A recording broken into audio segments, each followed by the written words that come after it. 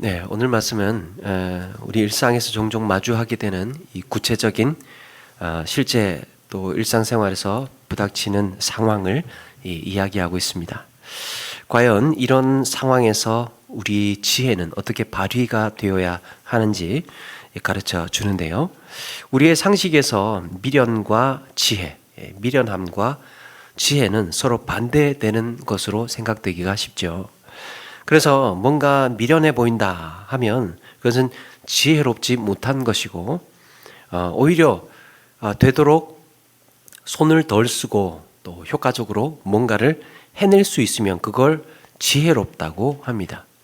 그런데 때로는 지혜가 미련해 보일 때도 있습니다. 특별히 성경에서 말씀하고 있는 지혜는 우리의 상식을 넘어서 더 어렵고 또 피곤하고 또 손이 더 많이 가고 또 더 땀을 흘려야 하는 이런 삶의 길을 가르쳐 줍니다. 이런 점에서 특별히 오늘 말씀에 두 가지 지혜를 말씀하고 있는데요. 하나는 체면불구하고 도망가야 할 때가 있다는 것입니다.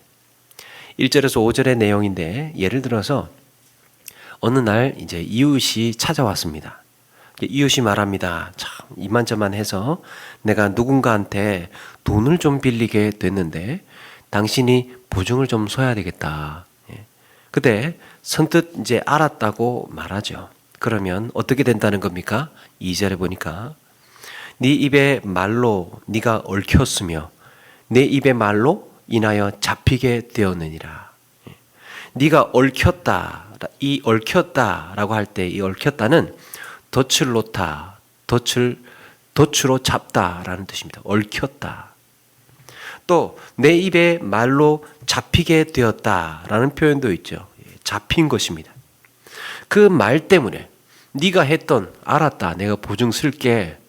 내가 나를 담보로 할게. 이렇게 하는 순간 덫에 걸린 것이고 내 입의 말 때문에 그게 잡히게 된 거라는 겁니다.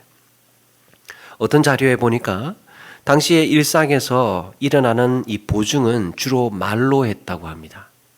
그래서 오늘 말씀에도 내 입의 말로 네가 얽혔으며 그랬습니다. 네가 한 말 그게 보증 선다고 한 게 그게 너에게 얽힌 게 된 것이다. 덫이 된 것이다. 여기서 이 둘의 차이, 네가 얽혔다, 잡혔다 두 표현의 차이가 있는데요. 네가 얽혔다라고 할 때는 부지 중에 올무에 얽히고 함정에 빠진 것을 의미합니다.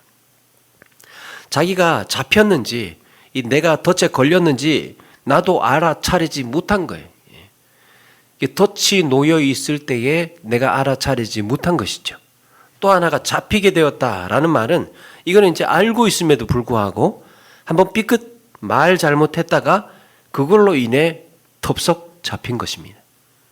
한마디로 결론은 네가 담보나 보증이 되지 말라는 것이죠. 그런데 성경에는 이렇게 담보나 보증에 관한 내용이 성경에 종종 등장을 합니다. 출애굽기 22장 26절에 보니까 네가 만일 이웃의 옷을 전당 잡거든 해가 지기 전에 그에게 돌려보내라 그런 말씀이 있고 레위기 6장 2절에도 네 이웃이 맡긴 물건이나 전당물을 속이거나 도둑질하거나 착취하고도 사실을 부인하거나 이런 표현이 있습니다. 여기서 이웃의 옷을 담보로 가졌을 때 그것을 해가 지기 전에 돌려보내라는 거예요. 그러니까 무슨 말입니까? 담보는 받아도 되는데 그 옷을 이 가난한 자의 추위를 막아주어야 하는 것이기 때문에 그들의 옷은 밤에 그 옷이 없으면 떨면서 그렇게 고통스럽게 한밤을 지내야 하기 때문에 너무 냉혹하게 하지는 말라는 것입니다. 담보를 받는 것을 갖고 이 담보를 받은 것을 가지고 때로는 안 돌려준다거나 그것을 빼앗는다든지 하지는 말라는 것입니다. 그런 점에서 담보나 보증 그 자체를 성경은 부정하지는 않습니다. 뭔가를 빌려 주어야 할 때가 있지 않습니까? 또 담보가 있어야 하지 않습니까? 또 보증을 서야 하지 않겠습니까?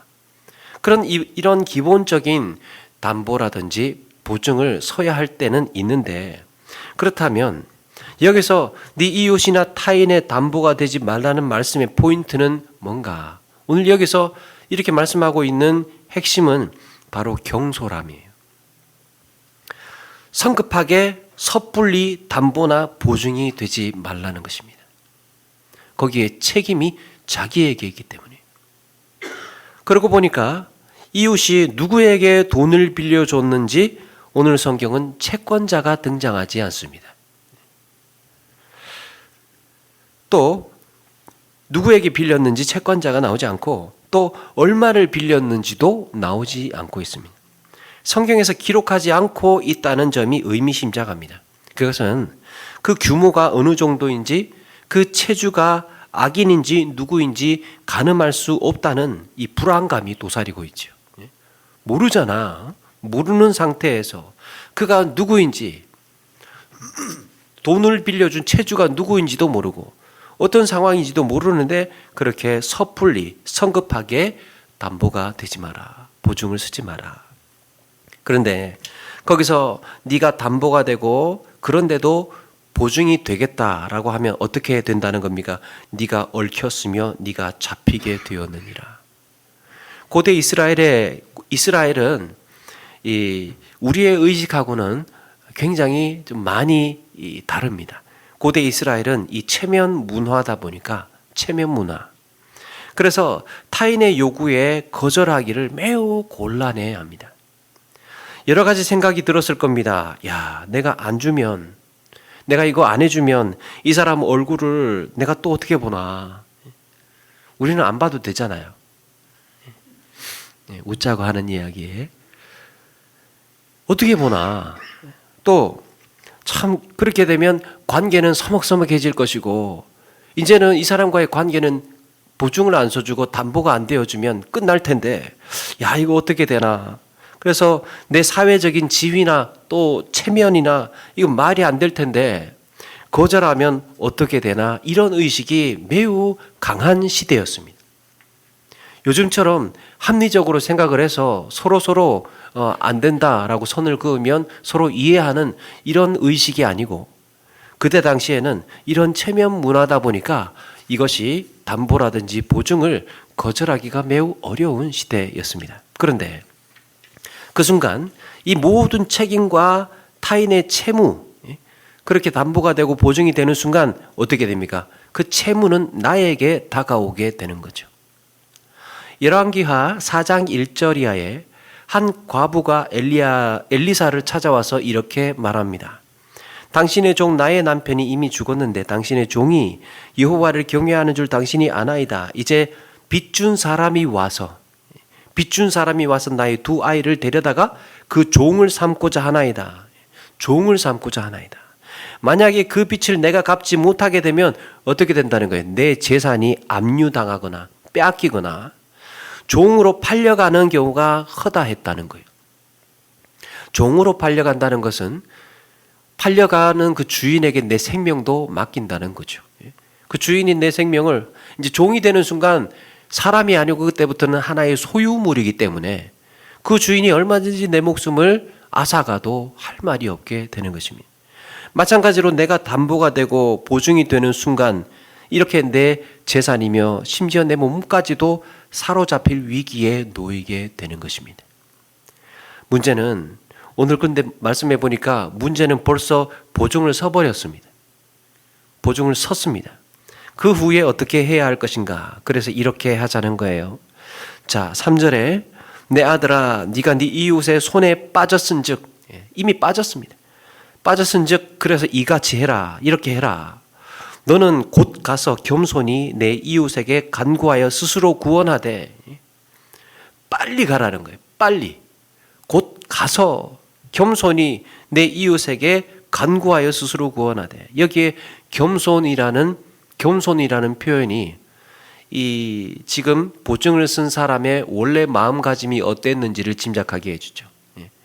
호기가 있고 경솔했고 때로는 교만했고 자만심이 있었죠. 그 내가 해줄게. 내가 서줄게. 이랬단 말이에요. 그런데 그러지 말고 바짝 낮추어서 빨리 달려가라는 겁니다. 스스로 구원하라. 보증과 관련된 문제에 누구도 선뜻 나서서 그 문제를 도와주지를 않습니다. 이것은 어느 누구도 그 문제를 도와주지 않기 때문에 그냥 막연하게 남의 도움을 바라기보다는 적극적으로 빨리 그 위기를 모면하라고 말씀하고 있습니다. 그래서 이같이 하라. 너는 즉시 달려가서 겸손히 내 이웃에게 구하라. 너는 스스로 겸손하게 해서 네 이웃에게 구하라. 히브리 성경은 성가시게 부탁해라. 성가시게 재촉해라. 그랬습니다. 그래서 해가 넘어가기 전에, 해가 지기 전에 즉시 가서 그 책임에서 벗어나라는 겁니다. 빠르면 빠를수록 좋다. 속으로는 뭔가 잘못되었다고 생각될 수가 있습니다. 우리도 마찬가지로 뭔가 일을 저지르고 난 다음에 딱 돌아섰는데 이건 뭔가 좀 잘못했는데, 내가 뭔가 말을 잘못했는데, 내가 뭔가 행동을 잘못했는데 라는 생각이 들 수 있습니다. 그런데 어떻게든 되겠지. 그걸 어떻게든 되겠지 하면서 그냥 포기를 해버리는 경우가 있습니다. 내버려 두는 거예요. 한번 자고 나서 잊어버리지 뭐. 어떻게든 되겠지. 그런데 오늘 말씀 4절에 이렇게 말하죠. 네 눈을 잠들지 말게 하며 눈꺼풀을 감기게 하지 말고 낙담하거나 포기하지 말고 끈질기게 애쓰고 채무에서 벗어나라고 말씀합니다. 그 경솔함으로 인해서 저질렀던 일 하루속히 한시바삐 분초를 다투어서 바로 잡으라는 거예요. 쫓아가서 내가 아까 했던 말 취소할게. 미안하다. 미안하다. 아까 했던 말 다시 취소해야 되겠다. 안 되겠다. 가만 생각해 보니까 그게 빠르면 빠를수록 좋다는 거죠. 그 위급한 함정에서 벗어날 때까지 잠을 자서도 안 되고 심지어는 졸아서도 안 된다. 왜? 내 생명이 경각에 달려있기 때문에. 내 모든 재산이 이 한마디에 달려있기 때문에. 여러분 여기에 무슨 체면이 필요하겠습니까? 이것을 마치 노루가 사냥꾼의 손에서 벗어나는 영상에 비유합니다. 그리고 오늘 말씀에 새가 그물치는 자의 손에서 벗어나는 것처럼 하라는 거예요. 여러분 노루가 사냥꾼의 손에서 벗어나려고 할 때 어떻게 합니까? 그 노루, 그 큰 동그란 눈을 동그랗게 뜨고 막 필사적으로 발버둥을 치죠. 지금 안 벗어나면 끝이기 때문이에요. 맹수가 먹잇감을 잡는 것보다 놓치는 확률이 더 높다고 그러죠. 먹잇감을 놓치는 확률이 더 높대요. 토끼나 노루, 사슴은 죽을 힘을 다해서 도망치기 때문에, 잡히면 끝이기 때문에, 잡히면 끝나기 때문에. 그런데 맹수는 못 잡아도 다음을 기약할 수 있지만 이 약한 짐승들은 잡히는 순간 모든 것이 끝이 납니다. 거기에는 누구도 도와주지 않습니다. 그래서 사력을 다해서 빨리 그 위험에서 벗어나라고 말하고 있는 것입니다. 여러분 이걸 좀 더 넓게 생각을 해보면 우리는 알고 있으면서도 때를 놓치는 경우가 많습니다. 그런데 지금 그 말을 다시 가서 하자니, 내가 지금 그 말을 다시 가서 하자니 내 자존심이 허락하지를 않고 내 체면이 말이 아니에요. 체면이 구겨집니다. 아니 돌아서서 내가 말을 바꾸고 그걸 잘못했다고 하고 그걸 또 인정해버리면 내가 뭐가 되느냐는 거예요. 뭐가 되느냐. 그런데 그게 오히려 지혜라는 겁니다. 빨리 가서 이야기하는. 당장 생각하기에는 어떻게 그렇게 미련한 짓을 하냐라고 생각할 수 있지만 그게 오히려 더 지혜라는 겁니다. 나중에 더 많이 진행되고 나서 이미 다 굳어버리고 때를 놓치고 나서 상황을 바꾸려면 더 많은 에너지가 소모가 되고 더 큰 대가를 치러야 하기 때문이죠.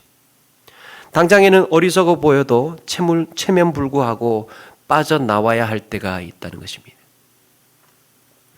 또 하나 게으른 자에게 말하고 있습니다. 6절에 보니까 게으른 자여 개미에게 가서 그가 하는 것을 보고 지혜를 얻으라. 개미 6절을 직역하면 게으른 자여 너는 개미에게로 가라. 너는 그것의 태도를 보라 그랬습니다. 태도를 보라. 개미의 태도를 자세히, 개미가 하는 행동을 자세히 관찰해 보라는 것입니다. 여러분, 창조주 하나님은 이 창조 세계의 모든 창조 가운데 이런 지혜를 숨겨 두셨습니다. 곳곳에. 인간의 교만함을 잠재울 수 있는 지혜는 이렇게 자연의 작고 섬세한 움직임 속에서도 발견할 수 있는 것이죠. 이 개미가 일하는 현장에, 오늘 말씀해 보니까 이 개미가 일하고 있는 현장에 세 부류의 사람이 등장합니다. 하나는 두령, 이 두령이고, 두령은 이 결정권을 가지고 있는 행정관을 말합니다. 두령. 그리고 또 감독자가 등장하죠. 감독자는 일을 진행하는 데에 관리 감독하는 사람, 현장에서 관리 감독하는 사람을 말합니다. 그리고 또 하나가 통치자죠. 통치자. 통치자는 말 그대로 권력을 가지고 있는 최고의 통치자. 이전 성경에는 주권자라고 했습니다. 자, 이렇게 이 지휘 체계, 관리 감독 체계, 명령 체계가 딱 되어 있는 이런 사람들도 없는데 개미는 열심히 자기의 일을 해나가고 있습니다. 오늘 말씀에서 두드러지는 특징이 있습니다. 개미의 특징, 그게 뭐냐 하면 개미에게는 자율적인 습성이 있어요.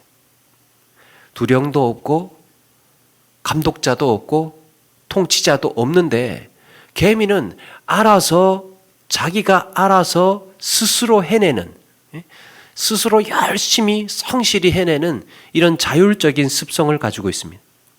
아무도 누가 강요하거나 시키는 자가 없습니다. 개미는 자신을 움직이고 조종하는 존재가 없음에도 불구하고 부지런히 수고하고 움직이고 있습니다. 이렇게 자율적으로 일을 해서 앞날을 대비하는 성실함이 개미에게 있는 것이죠. 이것을 한마디로 표현하면 때를 읽을 줄 아는 것입니다. 내가 지금 뭘 해야 하는지를 아는 거예요. 그게 지혜입니다. 내가 지금 뭘 해야 하는지를 아는 것. 사랑하는 여러분, 여기서 이 뭔가를 안다라고 했을 때 지식을 가졌다고 해서 제대로 아는 것이라 할 수가 없습니다. 언젠가 그 철학 강의에서 그 교수님이 매우 인상적인 말을 했습니다. 지식은 넥스트가 있어야 된대요. 안다. 그래서 어쩌라는 건가? 넥스트가 있어야 된다. 예를 들면 책 한 권의 지식을 가지고 있습니다. 책 한 권의 지식을 가지고 있는 사람이 있습니다. 그 책을 이분이 달달달달 토시 하나 빠지지 않고 다 외우고 있습니다. 지식이 있는 거죠. 그런데 그래서 어쩌라는 거냐? 그 지식을 가지고 있는데 그래서 어쩌라는 거냐? 그게 있어야 된다는 거죠. 착하게 살아야 한다는 걸 아는 사람은 많습니다. 착하게 살아야 한다는 지식을 가지고 있는 사람은 많아요. 그런데 착한 사람은 적습니다. 나라가 어떻게 이 모양이냐? 나라가 어떻게 이 모양이냐고 말하는 사람은 많아요. 그러나 그런 나라를 바로 세울 사람은 적습니다. 기도가 중요하고 말씀 묵상이 필요하다는 것을 아는 신자는 많습니다.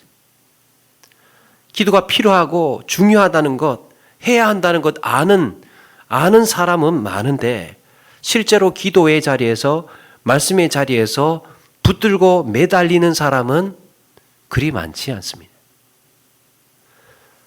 이게 지식과 제대로 아는 것의 차이라는 거예요. 그렇다면 지식은 뭔가? 내가 알고 있는 그 지식이 next, 다음 행동으로 나아가는 힘으로 작용할 때, 내가 알고 있잖아요. 그러면 이 다음에 내 행동으로 움직이는 동력이 될 때, 그게 지식이라는 거예요. 그 지식이 실제로 나를 움직이게 만들고 나를 변화시켜 나가는 에너지가 될 때, 그게 아는 것이라는 말이에요. 제대로 된 지식은 넥스트가 있어야 된다. 나를 움직이게 하고 알잖아요. 그러면 이 아는 것이 중요하고 필요하다는 것을 내가 지식으로 알고 있다면 그걸 움직일 수 있는 동력인가 그게. 아무런 동력도 되지 않고 아무런 변화의 동기부여도 되지 않는다면 알아도 소용없는 거죠. 지식이 아닌 거예요. 여러분, 사실 오늘 말씀도 그렇습니다. 여름날 일을 하고 가을이 돼서 거두는 것은 이건 너무나 당연한 일이죠. 딱히 지혜라고 하기에도 민망할 정도의 상식이에요. 여름에 일하고 가을에 거둔다는 거 모르는 사람 어디 있습니까? 게으른 자 역시, 오늘 말씀에 게으른 사람 역시 여름에 열심히 일해서 땀 흘려서 수고해야 가을에 추수할 수 있다는 것 모르지 않습니다. 게으른 사람이 그렇게 또 무식한 바보는 아니죠. 모르지 않아요. 그런데 게으른 자도 그만한 지식을 가지고 있습니다. 그런데 그를 붙들어 매는 게 뭡니까? 알고 있습니다. 알고 있는데도 붙들어 매는 게 무엇입니까? 좀 더 자자, 좀 더 졸자. 편하니까. 좀만 더. 여러분, 편안함은 성공의 적이라는 말이 있습니다. 편안함은 우리를 약하게 만들고 안주하게 만든다고 하죠. 편안함은 성공의 적이다. 그저 좀 더 자고 좀 더 졸고 좀 더 누워 있기만 한다면 거기에는 아무런 보상이 따라오지 않습니다. 그래서 지혜자가 답답해서 이렇게 말합니다. 게으른 자여, 네가 어느 때까지 누워 있겠느냐? 네가 어느 때에 잠에서 깨어 일어나겠느냐? 어느 때까지? 좀 더라고 하고 있을 때, 그러면 언제까지? 도대체 언제까지 언제까지 하겠다는 거냐? 언제? 제가 말하는 게 아니라 성경의 지혜자가 우리에게 말하고 있습니다. 제가 설교는 하지만 사실은 저도 들어야 하는 입장입니다. 그런데 게으른 자가 말합니다. 좀 더 있다가. 게으른 자의 지식이 죽은 지식에 머물러 있도록 하는 게 뭡니까? 좀 더라는 거예요. 좀만 더. 언젠가는 그게 게으른 자의 덧치고 올감이었던 겁니다. 좀 더 있다가. 이런 올가미를 끊어내는 게 무엇입니까? 지금이라는 단어죠. 지금. 오늘. 바로 지금. 얼마 전에 성공한 사람들의 3가지 습관 영상을 보신 분들이 있을 텐데, 거기에 그 NBA 최고 선수들 코치였던 앨런 스타인 주니어라는 사람이 승리하는 습관이라는 책에 이 운동선수하고 성공한 그 경영자하고 똑같이 나타나는 최고의 슈퍼스타 농구선수들하고 경영인들하고 똑같이 나타나는 15가지 원칙을 소개를 했습니다. 거기서 이제 한 가지 인상적인 거 있었는데, 그 시카고 불스의 선수들 이렇게 스카우트하는 스카우트 담당 그 데이브 볼 윈켈이라는 사람이 이 선수를 볼 때 선수들의 경기를 보는 게 아니라 경기장 바깥의 일상을 본답니다. 이 사람은 경기는 각각 선수들의 경기는 이미 비디오로 다 분석하고 다 판단을 했습니다. 파악을 해서 이제 각자의 경기력이 어느 정도인지는 안 되는 거예요. 중요한 것은 경기장 바깥에서 누군가 자신을 지켜본다는 사실을 눈치채지 못하도록 하면서 은근하게 이제 선수들이 경기장 바깥에서 이 게임이 없을 때 뭐 하나 이렇게 본다는 거죠. 선수들이 동료하고 친구들하고 어떻게 코치들하고 어떻게 의사소통을 하는지, 자유시간에 무엇을 하는지, 시합을 앞두고 어떻게 준비하는지 이 보는 게 중요하다는 거예요. 경기장 밖에서 선수들이 뭘 하고 있는지를 본다는 겁니다.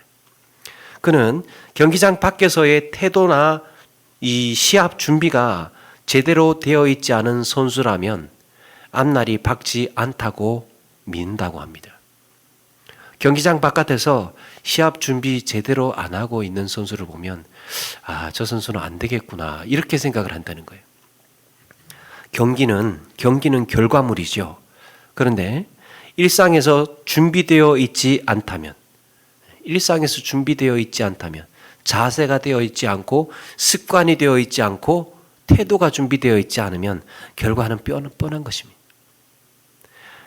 거기에 또 한 가지 헤비급 복싱 챔피언 조 프레이저는 이런 말을 했다고 합니다. 새벽의 어둠 속에서 사람들의 눈을 속일 수 있다면 그 모든 게 밝은 불빛 아래서 사람들에게 다 드러나게 된다. 사람들은 화려한 링 위에서, 화려한 조명 아래에서 그 비추어진 그 한 사람에게 찬사를 보냅니다. 그러나 그가 남몰래 흘렸던 엄청난 수고와 땀은 잘 상상하지 않는다는 거죠. 새벽에 사람들 눈 속여가지고 네가 연습하는 것을 그렇게 열심히 연습하고 난 다음에 그거는 100일 하에 다 드러날 거다. 나중에. 아무도 없을 그때, 아직 때가 되지 않았다고 생각할 그때 미련하게 수고하고 땀 흘리고 집중하고 준비하는 사람을 절대 이길 수 없다는 거예요. 사랑하는 여러분, 그래서 우리는 스스로에게 이런 질문을 해 보아야 합니다. 나는 지금 무엇에 집중하고 있는가? 무엇을 준비하고 또 어떤 습관을 버리기 위해서 몸부림치고 있는가? 어쩌면 나한테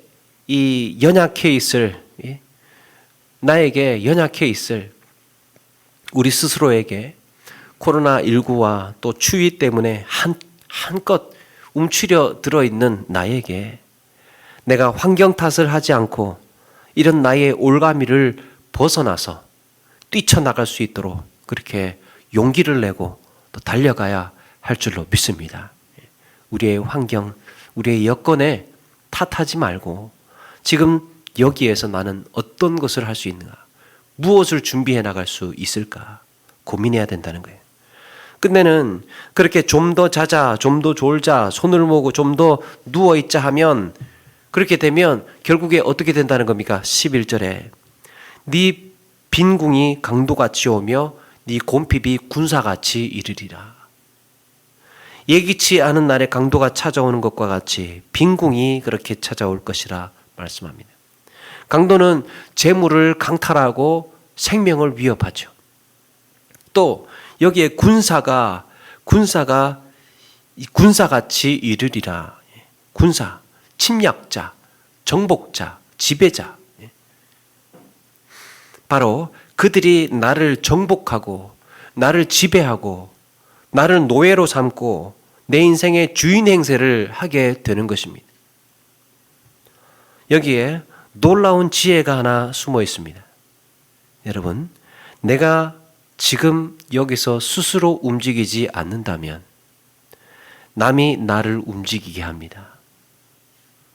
내가 내 자율, 또 나의 성실함으로, 나의 비전과 나의 소명과 또 나의 열정으로 지금 부단히 나 스스로 움직이지 않는다면 누군가 나를 움직이게 할 겁니다. 내가 깨어서 지혜롭게 행하지 않는다면 우리는 누군가의 지혜에 의해서 움직이는 노예가 될 것입니다. 나 스스로 준비하지 않으면 누군가 나를 위해 준비하고 있을 겁니다. 어떤 준비? 나를 노예로 만들 준비. 미련해 보이는 땀과 수고를 게을리하지 않고 예배의 성공자로 하나님이 기뻐하시는 신실한 일꾼으로 달려가시는 저와 여러분 되시기를 바랍니다. 말씀을 마칩니다. 사랑하는 여러분, 지혜는 남모르게 흘리는 내 눈물과 아무도 모르는 장소에서 애쓰는 내 수고와 노력 속에 숨어 있다고 말씀합니다. 말씀은 알고 있지만 신앙생활의 모범 지식은 차고 넘치지만 넥스트가 없는 신앙은 아닌가.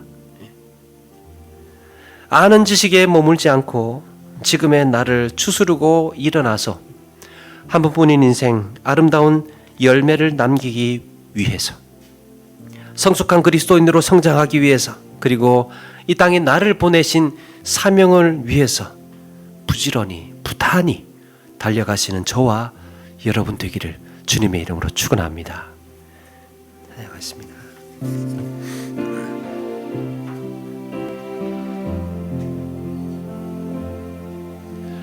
주 나의 모습 보내